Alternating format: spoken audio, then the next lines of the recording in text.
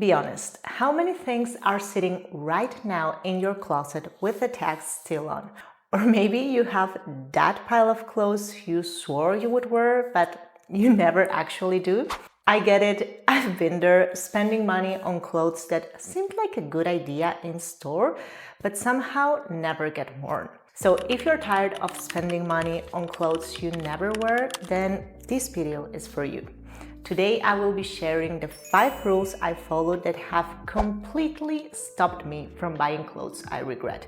Once I started living by these rules, everything changed. Yes, my wardrobe got smaller, but I also started wearing everything I own, and getting dressed became easy, fun, and guilt-free. Rule number 1, don't buy clothes that almost fit.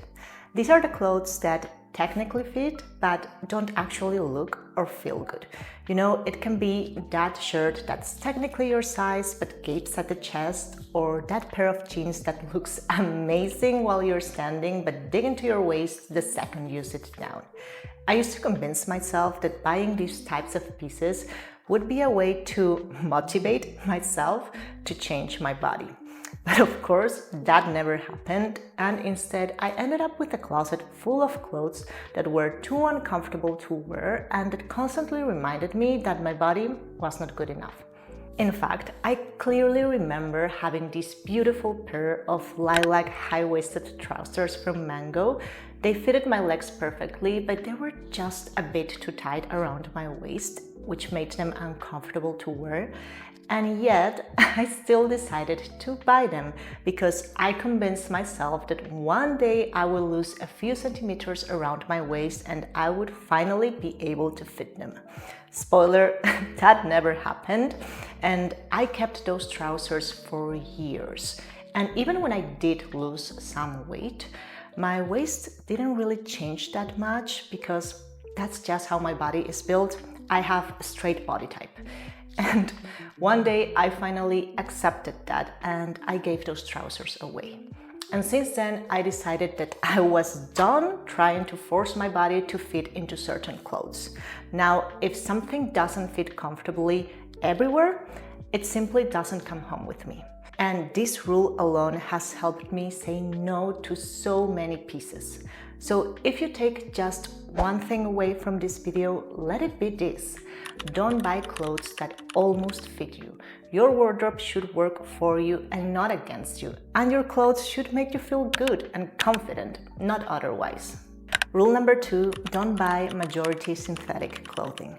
When I first started buying my own clothes, I never really paid attention to the care labels, so naturally my closet was full of polyester pieces that weren't breathable and acrylic sweaters that looked great at first but then stretched out or started peeling after just a few wears. And don't get me wrong, I think synthetics have their place, especially for sportswear or technical wear. But when it comes to my everyday wardrobe, I try to stick to natural fibers like cotton, silk, or wool as much as possible, especially for pieces that are in direct contact with my skin and for my knitwear. And this is because natural fibers are more breathable, they don't cling onto odors, and they feel nicer on the skin. And of course, this has meant skipping out on a lot of cute pieces. I cannot tell you how many times something has caught my eye in store or online, but the minute I see synthetics in the composition, I immediately put it back. And this rule alone has saved me so much money because otherwise I think I would have bought every single Cezanne sweater out there. I think their sweaters are beautiful, but a lot of them have a high percentage of polyamide in their composition, and I cannot justify that, especially knowing that at the same price point, I can get something that's completely made from natural fibers.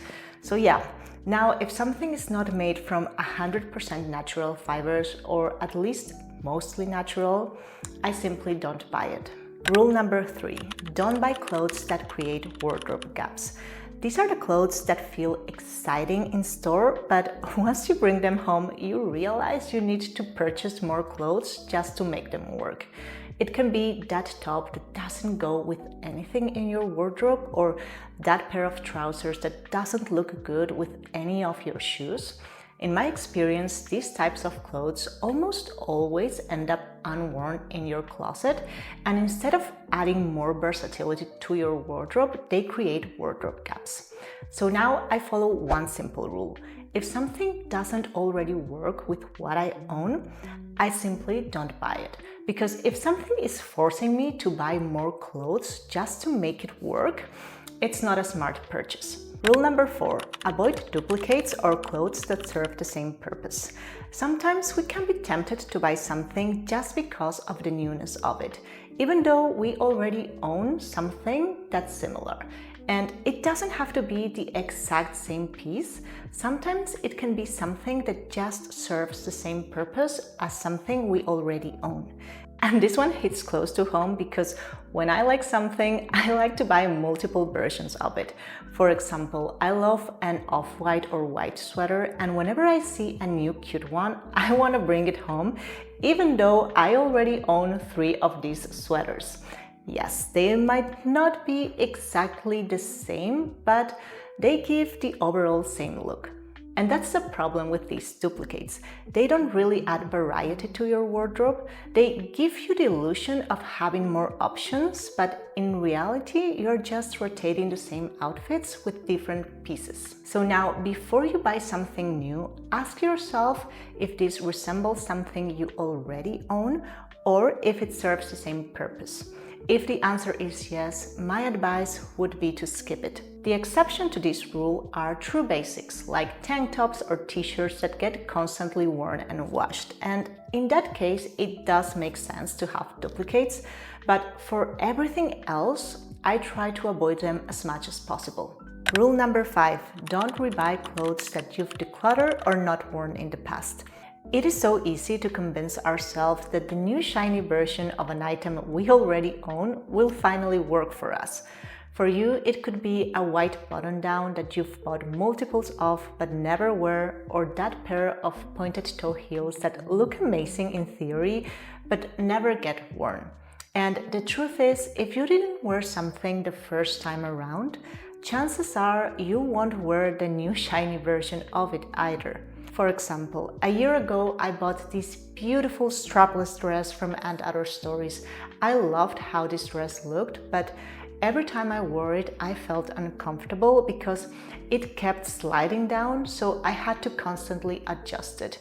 And eventually I stopped reaching for it because of this reason, so I decided to sold it. But now at least I know that strapless dresses are not for me. So even if I see the most beautiful one out there, I have to remind myself that it didn't work in the past and it probably won't work now. So my advice, always take note of the pieces you don't wear or you've decluttered in the past and ask yourself why. Was it because of the color, or maybe you didn't like the fit or the fabric? There could be multiple reasons, but once you figure that out, you can avoid making the same mistake twice. So there you have it. Those were the 5 shopping rules that have completely stopped me from buying clothes I regret. Now my wardrobe feels much more intentional and I actually enjoy getting dressed every morning. If you have your own personal shopping rules, please leave them in the comments down below because I would love to see what's working for you. And well, that's it from me for this video. Thank you so much for watching and I'll see you very soon in my next one.